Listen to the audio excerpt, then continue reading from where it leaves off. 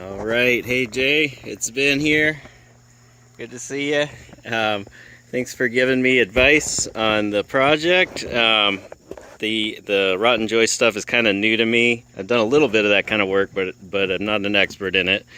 Just to do an overview, we were going to pressure wash. Found a lot of boards that were in pretty rough shape. We were going to replace those. And as I pulled them off, I just kind of found more and more rot, and everything was in pretty rough shape. It's been here for 25 years in a pretty wet area.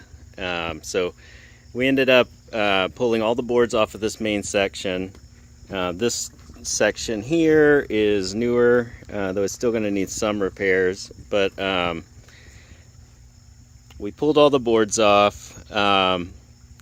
And the joists here and here, there was one 2x12, or actually it was two individual 2x12s that were 8 feet long. I reused them, and then I added a 16-foot 2x12. I put a new one here, new guy there. I added all the blocking throughout here, and a couple rows there, and then a couple of the weaker spots. We got new hardware. I put all new. When we started looking at the posts, they were all pretty rotten. They had just been placed into dirt, and they were also all different heights. So we ended up putting almost all new posts in, and I added several. There was not one. So the whole thing was it was attached to the chimney in the corner, and there was one post here.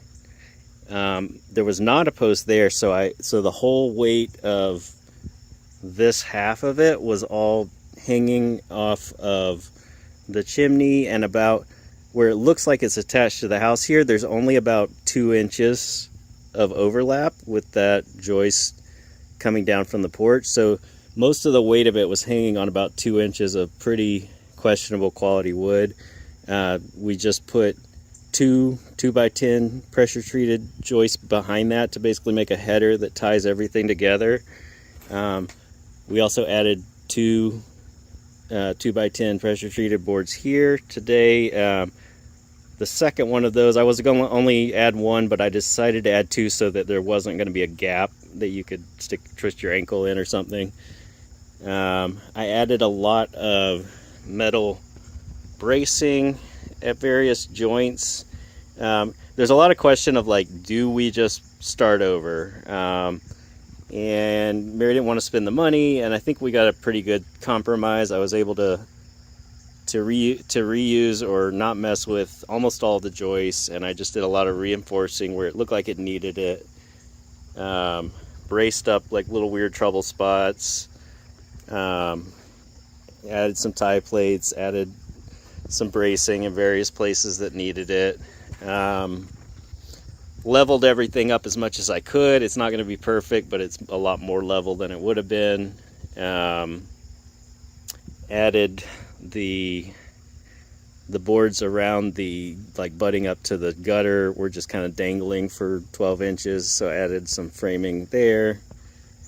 Everything is about 30 inches deep in, with at least a bag or two of Quickcrete in all the posts. We added blocking between that. Let me see. Oh, and the tops were pretty rough shape, where it was the wood was a little punky.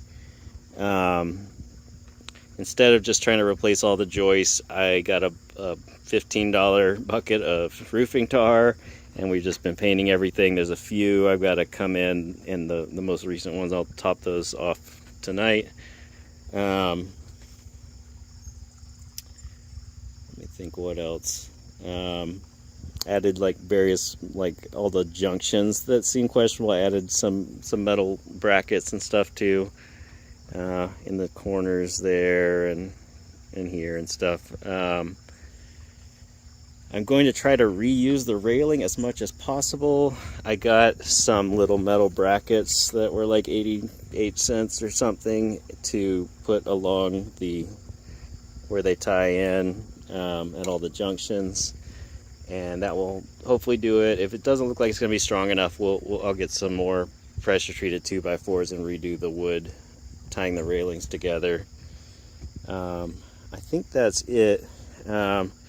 Here I had to cut the live power to the jacuzzi was run through a hole in this one, so we cut it out and used the little mending plates, and it also has 2 other 2x10s, so I think it's just much stronger than it was, about almost 3 times stronger than it was. We thought about using, I think most people would probably use zip tape instead of the tar, but that would have been a couple $100 instead of $15. So we just did that for budget reasons. I think it might actually work better. That stuff is like impossible to get rid of once you put it down. All right, so let me show you. You can probably see some of the problems that we're talking about. So now I'm getting to the questions. Along here, where you see that gap below the siding, and you can sort of see, actually the outer joist of the house that's supporting all of this chimney, including the stone inside, probably has some of the weight going down onto this extension. This joist, where the porch had been attached to the house, there was a lot of water damage caused by water getting in between that post and the outer part of the chimney and just staying there. So that is completely rotted. The 2x12 outer joist that's the framing for the bottom of the chimney. And then along the rest of it, I'll crawl under there in a second, but on the rest of it is not as bad, but the bottom edge is damaged and this corner is damaged, and the joist here and the joist here going into the house both have significant rot. And then the joist, like I was showing you, this joist is rotted, the whole bottom edge is rotted, and you'll be able to see the outside when we go in the basement here in a second. Let me circle around.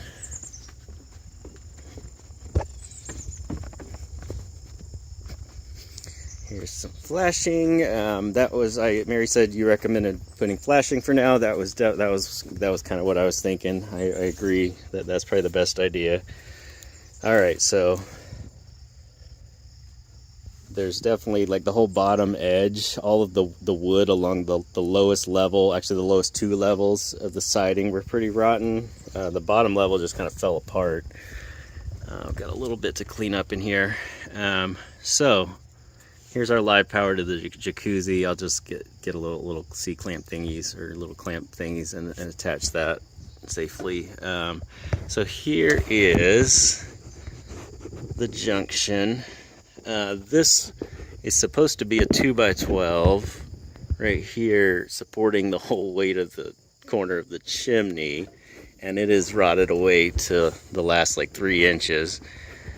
Here is, can't get it to focus. Come on, there we go. So there's the outer joist. When you look, the good news is there's like, you can see where there's water getting in, but like these seem pretty solid. Let me crawl back here.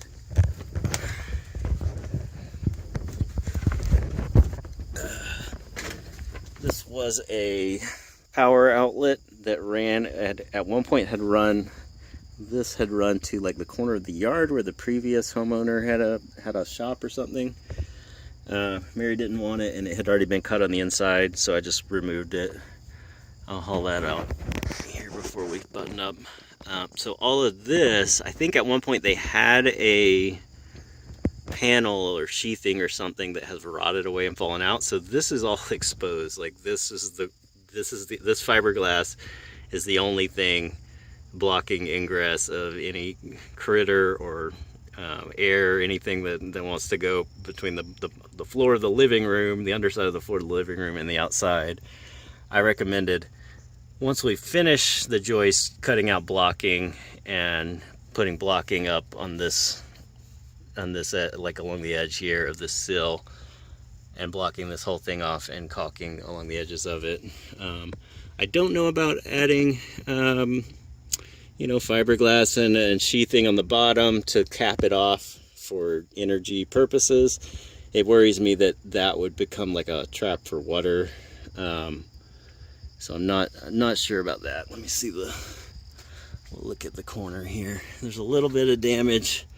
I probably have to cut some of these little corner boards on the siding. The bottom edges are rotten on all of them.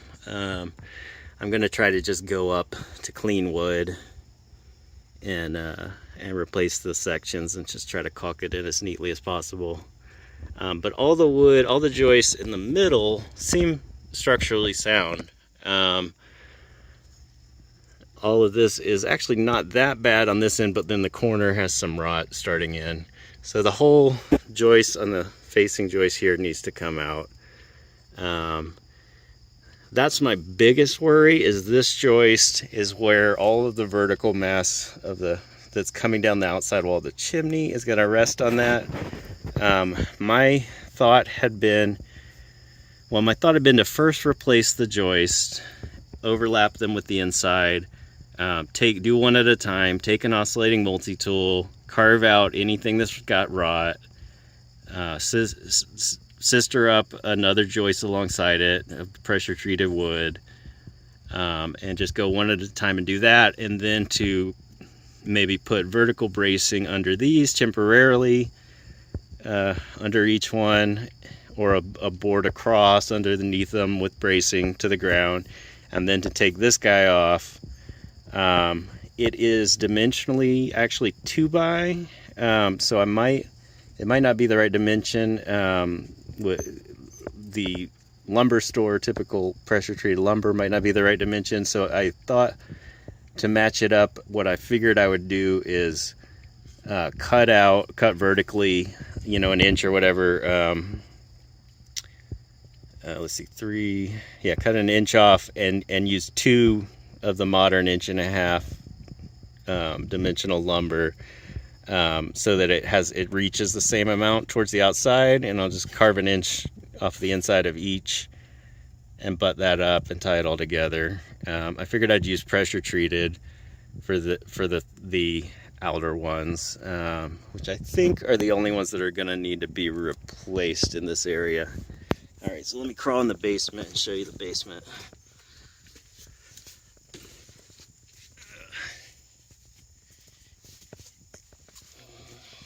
I got zip siding. I got one 8-foot piece, just 8 feet to the end. So I'm gonna rip it in half, and I think I'll have enough with just one sheet of zip sheathing to replace it, and we'll probably end up needing to replace the siding. Some of this might be reusable, but I kind of doubt I'll be able to get it off without it splitting apart, because it's pretty old and brittle. All right, so into the basement. So if you look here, you can see all the daylight showing through. I spent a few hours carving out all of the rot, and I think I've figured out like everywhere that went.